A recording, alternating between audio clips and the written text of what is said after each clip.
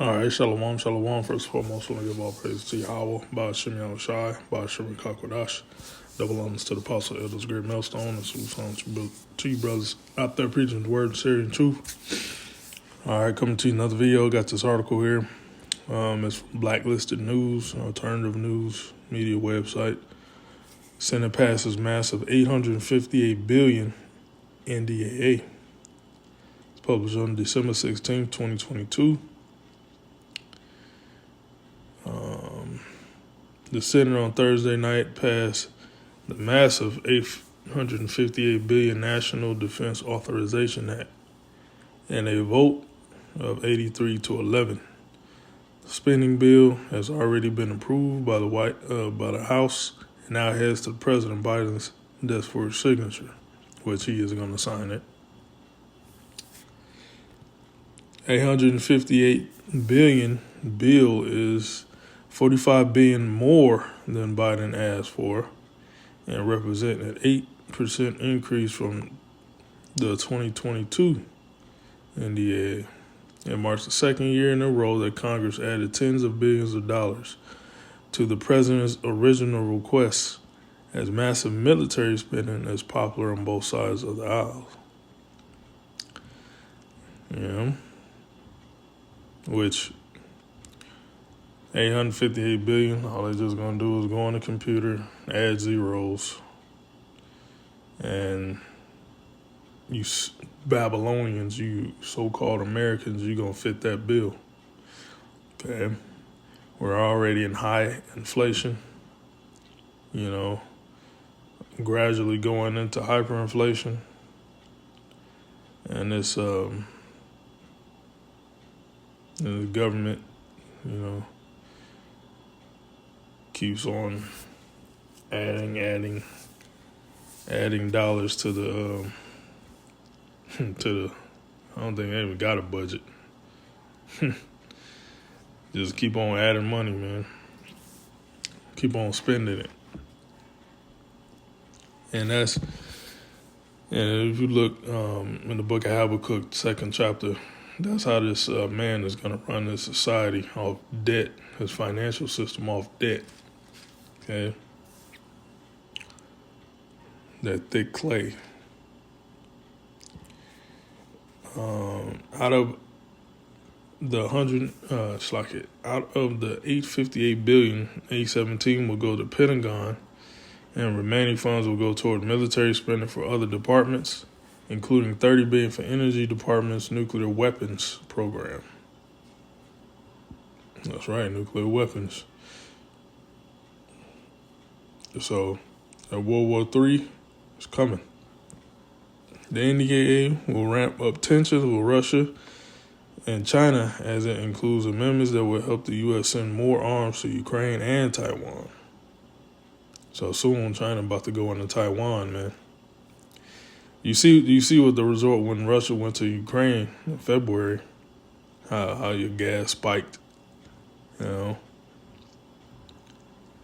the gas went down a little bit. Wait till China going to Taiwan.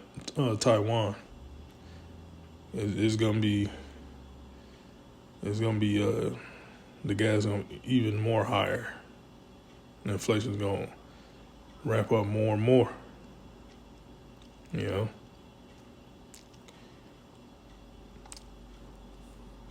One measure will give the Pentagon wartime purchasing power by allowing non-competitive multi-year contracts for certain arms. The authority could be used to refill U.S. stockpiles, arm Ukraine, and assist foreign governments that have provided support for Ukraine. Ukraine will also receive $800 million in Ukraine Security Assistance Initiative from the NDAA, a program that allows the U.S. government to purchase weapons for Kiev. Vast majority of aid for Ukraine will still authorize emergency funds, and the White House is currently seeking an additional $37.7 billion, which is expected to include in an omnibus spending bill Congress wants to pass before the end of the year. Yeah. Esau Edom is the sword, man. So he's gonna do any and everything to put his focus on war. And ultimately, that's the Most High gearing up these nations for war. So they gotta, you know, build these weapons. And it takes funds to build these weapons. Let's read this one. This little. Another notable amendments include $11.5 billion in new investments for the Pacific Deterrence Initiative program to build up Asia and Pacific to confront China, and the bill will roll back the Pentagon's 19 inoculation mandate. See, I guess they pulling back on the C-19 thing. Okay. And Obama was, I think, he was the first president to sign this NDAA. I think it was 2015, around this time, you know. A majority of you people asleep, you know, looking forward to celebrate that Babylonian holiday, Christmas, you know. And best to believe there's some funds going to destroy you so-called Negroes, Latinos, Native Americans in this bill. They're just not gonna put it up there. Remember these bills. Certain bills are pages, 100,000 pages. I say hundreds of pages, 1,000 pages, full of bills. Okay, and this is, you know, what I'm reading here is only a portion of it. Okay.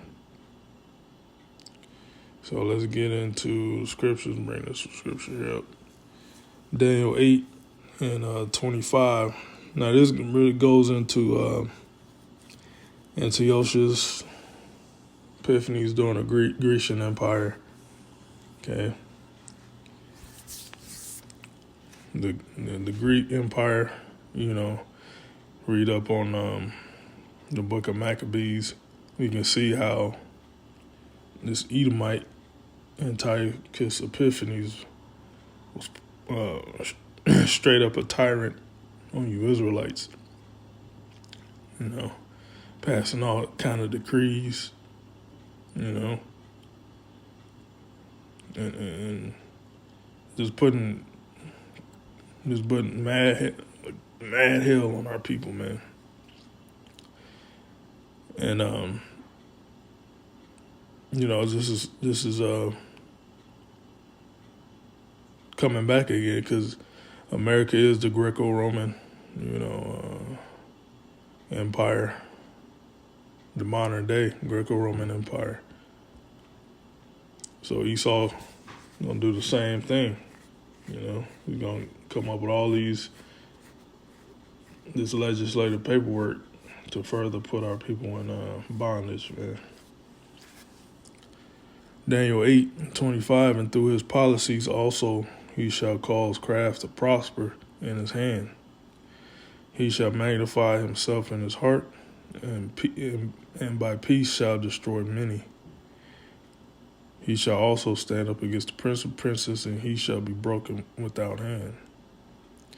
Okay. So yeah, man, that's Esau's MO, man. That's all he does. Is write unrighteous decrees, what I'm gonna get. Woe, Isaiah 10:1, woe unto them that decree unrighteous decrees, and that write grievousness which they have prescribed. Okay, so I'm sure there's bills in that NDAA that's specifically targeted to you so-called Negroes, Latinos, Native Americans. Okay, because you're the Israelites, Esau, Edom, so-called white man hate you by nature. Okay. Whatever you think he's doing for you for your benefit, no, it's not for your benefit. Read Ecclesiastes, the 12th chapter. And it breaks it down, man. To turn aside the needy from judgment and to take away the right from the poor of my people. You know, you have God-given rights, man. You know, but Esau takes that away. You know, the right to eat clean food, the right to drink clean water. Esau takes that away. Esau gives you dirty water, and you have to work for it. You know, that's just an example. That widows may be their prey, and that they may rob the fathers. And what will ye do in the day of visitation, and in the desolation which shall come from far? To whom will ye flee for help? Where will ye leave your glory? Without me they shall bow down under the prisoners, and they shall fall under the slain. For all this his anger is not turned away, but his hand is stretched out still. O Assyrian rod of my anger, and the modern day Assyrian is Esau Edom. And the staff in their hand is my indignation. So, you know, it tells you, verse 6, I will send him, Esau Edom, so-called white man, the rod of the Most High's anger. Okay, on the left-hand side, right? I will send him against an hypocritical nation, and that's you Israelites. Okay? Out of your one mouth you say, out of one side of your mouth you say you believe in the Heavenly Father and the Son. On the other side of the mouth you do. You're basically Satan, your adversary, against the Heavenly Father and the Son. That's why the Lord has to send Esau Edom on you. Okay? And the Lord is making Esau Edom come up with these different legislations, these laws, these bills, these policies. Okay? And that's how Esau does it.